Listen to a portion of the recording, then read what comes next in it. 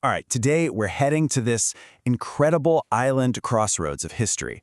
It's a city where, entire continents and centuries have just collided, leaving their stories etched right into the walls.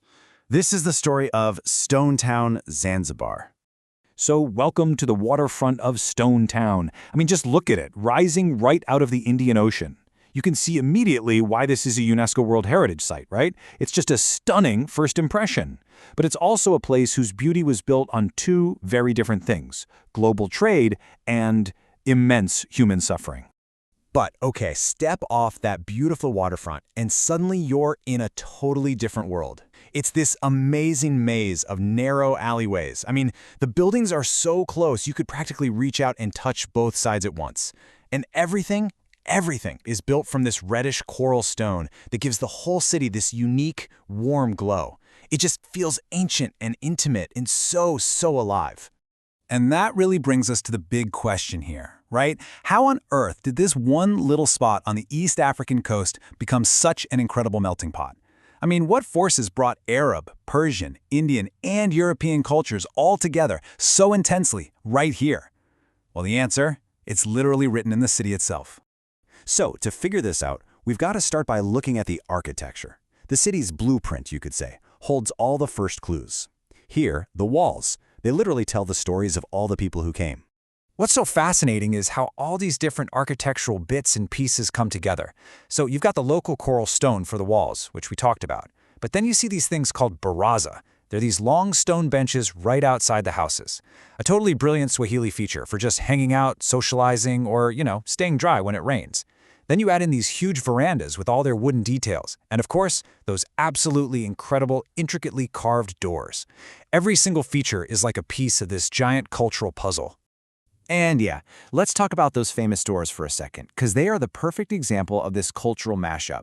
You can literally read the history in the woodwork. So the Omani Arab-style doors, they're rectangular, and you'll often see them carved with verses from the Quran. But then, right next door, you might see an Indian-style door with a rounded top and symbols of good fortune, like a lotus flower. It's like this visual conversation happening between cultures on every single street. It's exactly this unique fusion that led UNESCO to call it a city of prominent historical and artistic importance. This isn't just some collection of old buildings. No way. It's a living, breathing testament to the incredibly rich, multicultural Swahili civilization. So, okay, we see what the city looks like. But what forces actually built this remarkable place? Well, the answer is trade. An entire empire founded on two things: fragrant spices and just unimaginable sorrow. The story really kicks into high gear back in 1698. That's when the Sultanate of Oman took control from the Portuguese. But the real game changer? That came in 1824, when the Sultan himself decided to move his entire capital from Muscat all the way to Stone Town. That one move transformed the city into the absolute epicenter of the Indian Ocean. It became the capital of a massive trading empire and, down the line, an independent sultanate. And all that wealth, the money that paid for those beautiful buildings we saw, it came from two very, very different sources. First, you had spices, especially cloves. Zanzibar became the world's #1 producer. But, and this is crucial, its prosperity was also built on the absolutely horrific foundation of the Indian Ocean slave trade. It's a dark reality that you just can't separate from the city's history. And honestly, there is no more powerful symbol of this split personality than the Anglican Cathedral. It was deliberately, purposefully built right on the grounds of the city's main slave market. And in this incredibly profound act of remembrance, the altar itself stands on the exact spot where the whipping post used to be. It's what's known as a site of conscience, a place designed to make you confront both the beauty and the absolute horror of the past all at once. But, this powerful trading empire couldn't last forever. The tides of global power were shifting, big time. External pressures were mounting, and that led to a whole new era of conflict and colonial control. You could say the empire was under siege. By 1890, the whole political landscape had changed. Thanks to something called the Heligoland-Zanzibar Treaty, Zanzibar became a British protectorate. But this was not a smooth handover of power. Not at all. And it set the stage for one of the most, bizarre confrontations in all of military history. So just 6 years later, in 1896, a rebellion against British rule broke out. And the conflict that followed? Well, it would earn a very unique spot in the history books as the shortest war ever recorded. So how short are we talking? 45 minutes. That's it. Just 45 minutes. That's all it took.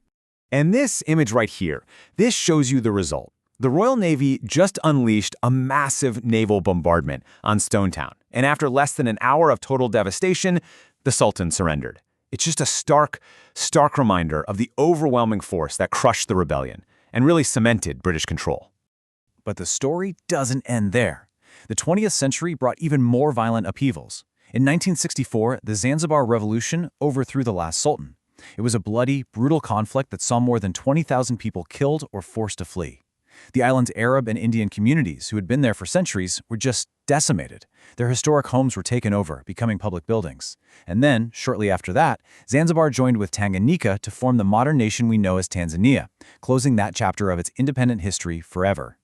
So, all of that brings us to the stone town of today, a city that's really grappling with its identity as this living piece of history. It's a fragile heritage for sure, and it's facing some immense challenges here in the 21st century. Today, its modern economy is almost entirely driven by tourism. I mean, visitors come from all over the world to walk these historic streets, drawn in by the very history we've just been talking about. In a way, the city's past has become its main product. But there's a massive problem, and it's kind of hiding in plain sight. Take a look at this number, 80%. It's a staggering figure. So what does it actually represent? Well, that's the percentage of Stone Town's historic buildings that are in a deteriorating condition. Yeah, 80%. Remember that beautiful coral stone we mentioned at the beginning? Turns out it's incredibly friable, which is just a fancy way of saying it crumbles really easily and needs constant and very expensive maintenance. You see this perfectly in iconic landmarks like the House of Wonders. I mean, this was the very first building in all of Zanzibar to have electricity and an elevator. It's a symbol of the city's grand past. But a part of it collapsed during renovations just a few years ago in 2020. That really highlights the urgent and very real danger that these beautiful structures are in. And this all leads to the central challenge facing Stone Town right now. How do you balance a booming tourism industry, which demands new hotels, new infrastructure, with the need to conserve the very thing people are coming to see in the first place, this incredibly delicate, historic architecture? And so that leaves us with this final big question. You know, Stone Town isn't a ruin, it's not some dead relic. It's a living, breathing city where people work and raise their families, but it's also a museum. So the question is, how can it welcome the world and benefit from all that tourism without accidentally losing the very soul that makes it so extraordinary to begin with?